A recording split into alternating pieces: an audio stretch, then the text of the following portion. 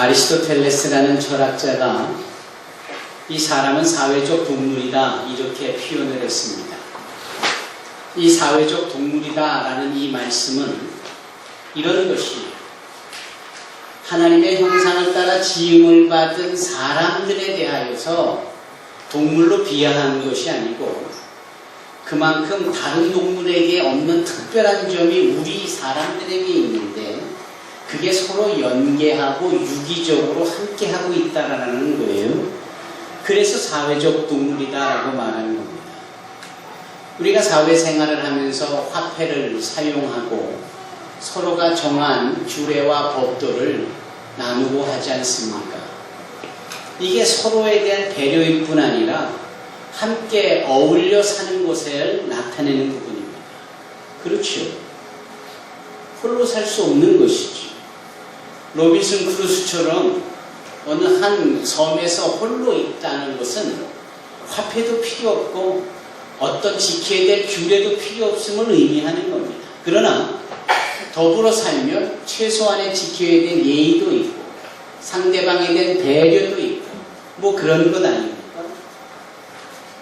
이런 것처럼 서로 관계되어져 있는 이런 특징을 가진 존재들이 바로 우리다. 그걸 사회적 동물이다 라고 말하는 겁니다.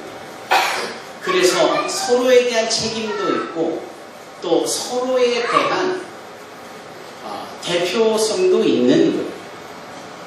최근에 어느 항공사에서 좀 부끄러운 일이 있었지 않습니까?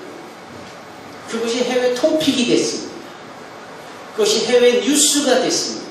그것을 전하는 해외 방송국의 아나운서들이 박장대소를 하고 깔깔대는 모습을 보았습니다. 그걸 거꾸로 지켜보는 우리는 얼마나 부끄럽고 수치스러웠는지 우리가 다 얼굴이 빨개졌어요. 왜 그랬습니까? 그 항공회사가 우리나라의 국적 항공사고 그런 일을 행한, 그런 실수를 한 분이 우리와 같은 한국 사람이고 그냥 일면식도 없는 사람이지만 그저 같은 사회를 이루고 있는 한국 사람이라는 것 때문에 그냥 내 인연이 해서 내가 부끄럽고 내가 수치스러운 것이죠. 거꾸로 예를 들어 김연아 선수와 같은 그렇게 성공한 스포츠맨의 세계 탑을 달리는 성적과 그것을 인정받고 곳곳에서 대서특필되어질 때 우리는 바로 그런 부분에 대해서 자부심을 갖고 자랑스러워합니다. 박지성 선수의 축구를 잘하는 것을 가지고 유럽이 들썩들썩할 때 유럽 여행을 하면서 박지성이를 아느냐라고 내가 한국 사람이라는 것 때문에 사람들이 물어볼 때면 괜히 우쭐해지는 거 아닙니까? 이게 서로 원튼 원치 않든 한 사회를 이루면서 서로에 대한 대표성이 있기 때문에 그런 겁니다. 우리는 이런 부분들에 대해서 자유로울 수 없는 거예요. 성경 또한 이런 부분에 대하여서 특별한 원리를 가지고 말씀하는데 그것이 바로 대표성의 원리입니다. 여러분 따라해 보시겠습니까? 대표성의 원리. 여러분 왜 11조를 드리고 계십니까? 아 그거야 모든 것이 주께로부터 말미암았으니 주님께 드리는 것이지요. 맞습니다.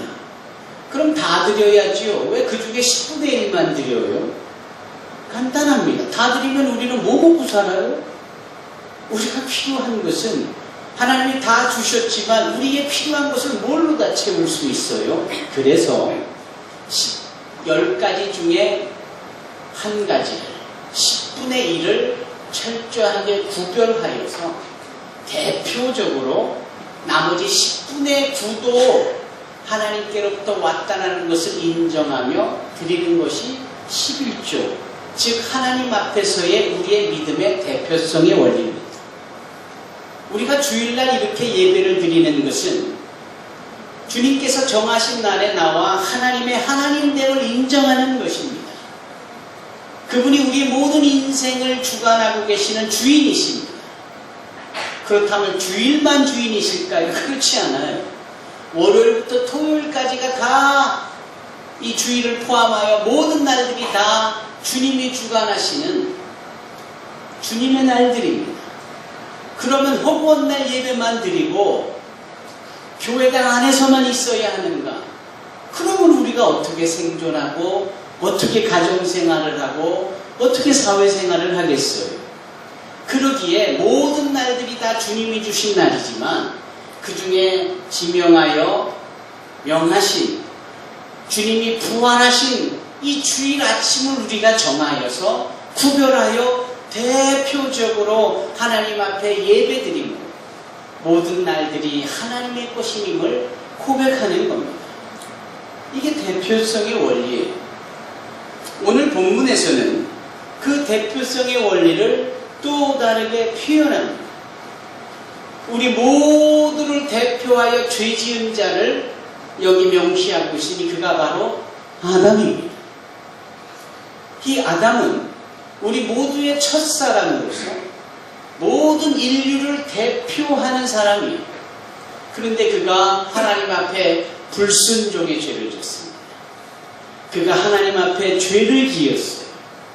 영생하도록 하나님이 허락하신 코에 생기를 부어주어 생명이 되어진 이 존재가 그 생명이 끊쳐져 버림으로 하나님의 말씀처럼 죽을 수밖에 없는 존재가 되어지고 기쁨의 동산이라고 여겨진 에덴을 떠나야만 하고 그 이마에 땀이 흘러야만큼 노동하고 힘든 삶을 살아야 되는 존재로 전락했을 때 그 대표자가 그랬으므로 그 대표하고 있는 모든 후손들이라고 여겨지는 우리의 사람들이 동일한 입장에 놓여져 있는 겁니다. 그가 지은 대표적인 죄로 인하여서 우리가 죄의 종노릇하고 죄의 결과인 사망의 권세에 놓여져 있는 겁니다. 이게 대표성의 원리입니다. 나는 죄를 지었지 않은데 왜 나보고 죄인이라고 하느냐고 많은 분들이 반문을 하세요. 그분들이 바로 이 대표성의 원리를 모르셔서 하시는 말씀입니다. 성경은 분명하게 대표성의 원리를 통하여서 우리가 죄인일 수밖에 없는 이유를 설명하고 있는 겁니다. 그러나 하나님께서는 그 대표성의 원리에 또 다른 당신의 개입을 통하여서 또 다른 대표성의 원리를 적용하십니다. 그것이 무엇이냐? 둘째 아담을 우리로 하여금 대표하게 하시죠. 그 둘째 아담이 곧 예수 그리스도이시오. 여기에서의 둘째 아담이라고 하는 것은 당연히 아담의 후손으로 오시나 하나님이 직접 오심으로 인하여서 아담의 죄의 영향력하고는 별개의 특별한 대표가 되어져서 우리로 하여금 대표자의 원리를 적용케 하므로 당신이 곧 예수께서 율법이 정해놓은 죄의 결과물인 사망을 십자가에서 지심으로 이루심으로 그 율법의 요구를 완성시키셨다라는 것. 그러기에 이 둘째 아담이요 우리에게 주어진 새로운 대표자인 예수를 믿는 자들은 이제 첫 대표자였던 아담으로 인하여 죄의 영향력권에 있는 게 아니라 죄로부터 자유함을 얻고 죄의 끝자락의 결과물로 주어진 사망의 영향력 속에 있는 것이 아니라 예수의 완성하신 다 이루었다라고 하시는 그 십자가의 은혜와 부활로 인하여서 우리가 죽어도 살고 영원히 죽지 아니하는 은혜의 오늘 찬양 인도자의 표현처럼 보배로운 산길을 통하여 하나님께 나아갈 수 있게 되어진 겁니다. 그 예수를 나의 인생의 대표자로 믿는 자들에게 그와 같은 은혜가 주어진 겁니다. 여러분 이 예수를 믿으십니까? 예수께서 우리의 대표자가 되십니다. 그래서 그분의 족적을 발자취를 우리는 따라야 하는 겁니다.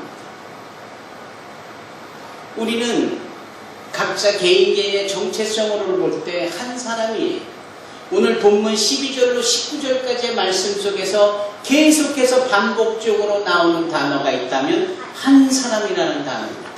한 사람, 한 사람. 이 한 사람은 첫사람 아담을 의미하기도 할 뿐더러 둘째 아담으로 이 세상에 오시는 예수를 나타내기도 할 뿐더러 또한 이 말씀에 강력한 도전을 받고 감화와 감동을 받는 저와 여러분 개개인을 의미하기도 합니다. 이 한 사람이 첫 아담의 영향 속에 있어야 하는가? 이 한 사람이 우리의 대표자 되신 예수님의 은혜의 영향력 안에 있어야 하는가? 이것을 우리가 판단하고 결정하고 그 영향력 가운데 있어야 한다는 것을 의미합니다.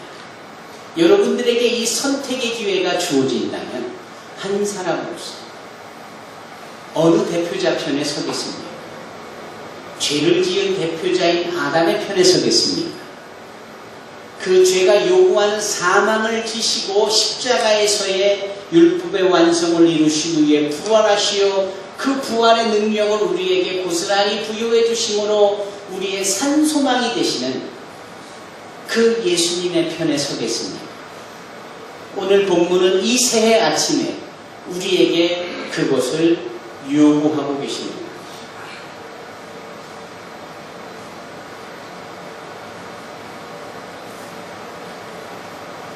구약 성경 에레미야 5장을 펴봐 주시기 바랍니다.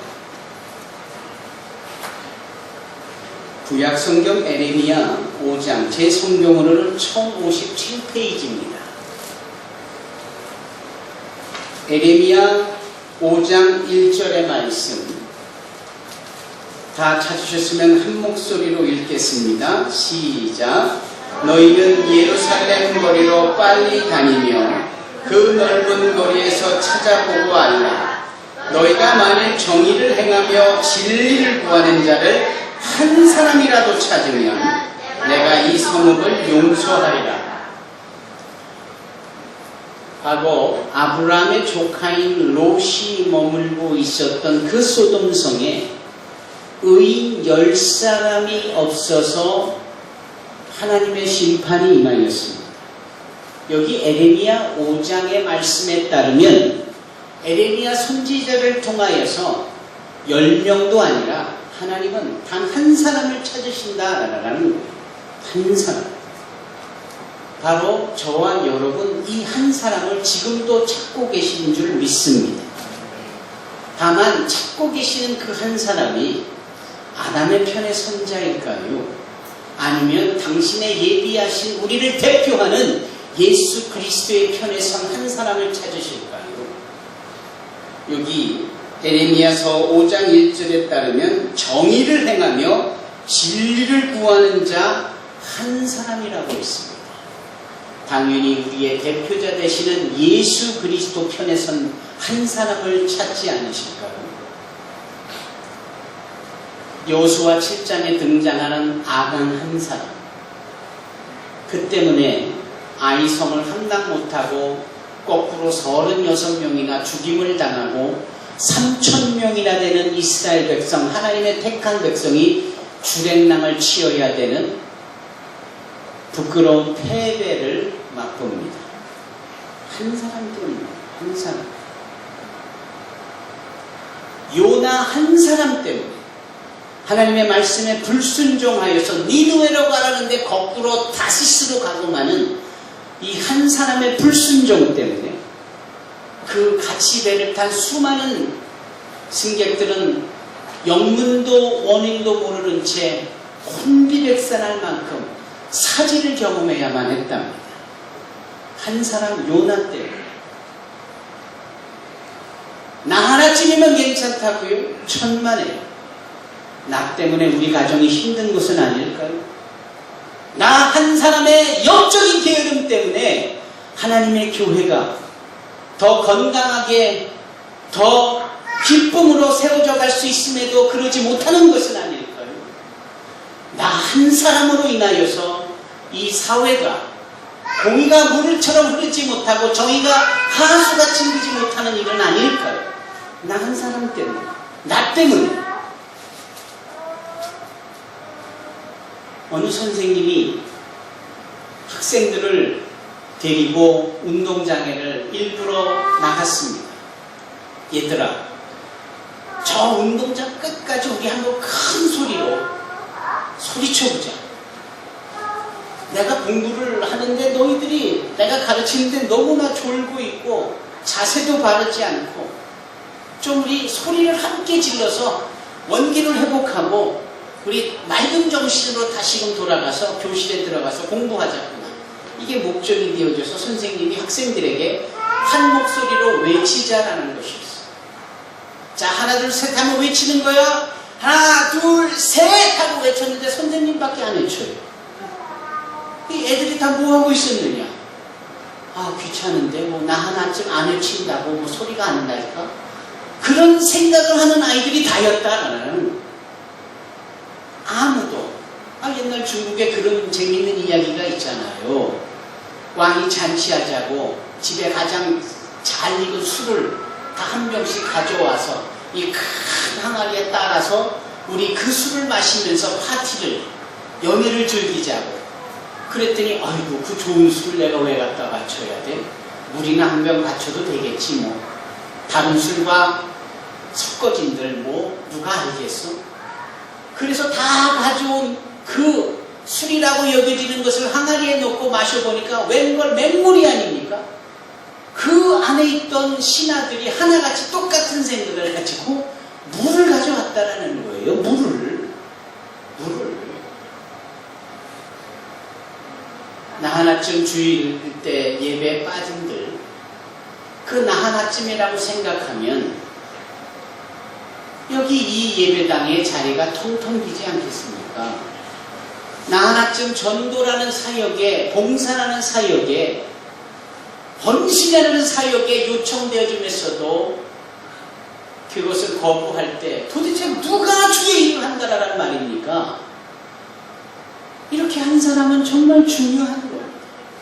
오죽하면 길거리를 나가서 정의와 진리를 찾는 한 사람이라도 찾으면 내가 이 성을 멸망시키지 않겠다라고 주님께서 말씀하실 정도겠습니다. 여러분, 한 사람이 중요한 거예요. 한 사람. 사랑하는 성도 여러분,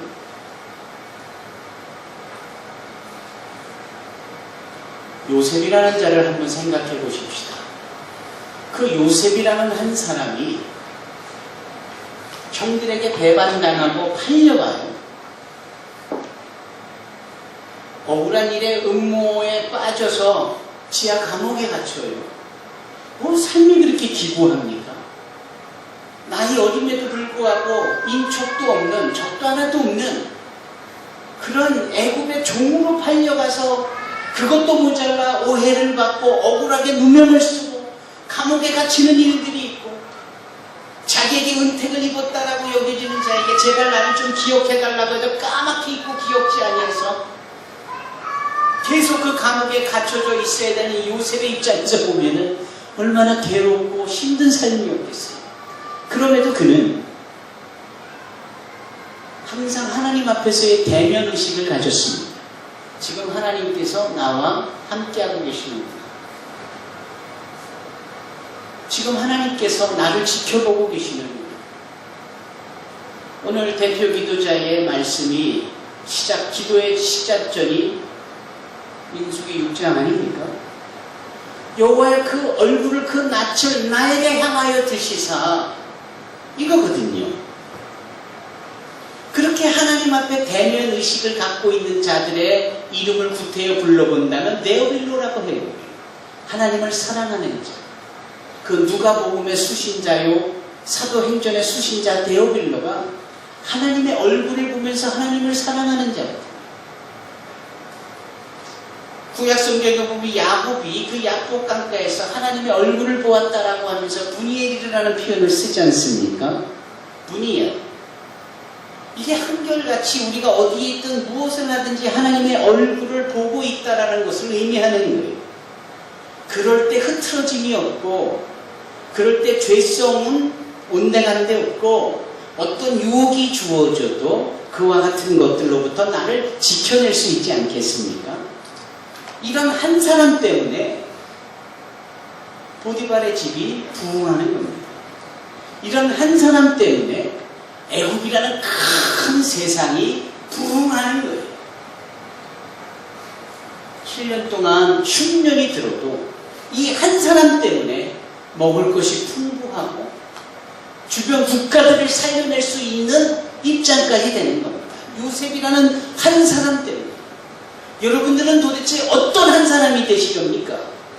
요나 같은? 아간 같은? 아니면 여기 요셉 같은 한 사람이 되겠습니까? 사도 바울은 그런 과정을 훨씬 뛰어넘어서 오늘 본문의 말씀을 통하여서 우리에게 강력하게 도전하고 있습니다. 아담을 쫓는 한 사람이 되겠느냐?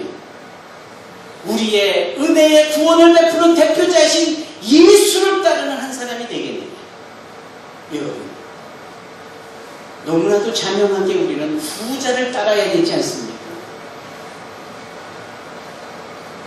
온 인류를 당신의 십자가에서의 구원의 역사로 은혜로 보배로운 산길을 하나님께로 열어주어 우리로 하여금 죽어도 살겠고 또한 살아서 그 예수를 믿음으로 영원히 죽지 아니하게 하시는 그 한 사람, 예수를 따르는 또 하나의 한 사람이 바로 저와 여러분이 되어야 하지 않겠습니까? 이 새해 2015년이 그런 결단으로 시작이 되어지고 그러한 신앙으로 진행이 되어져야 해야 되지 않겠습니까?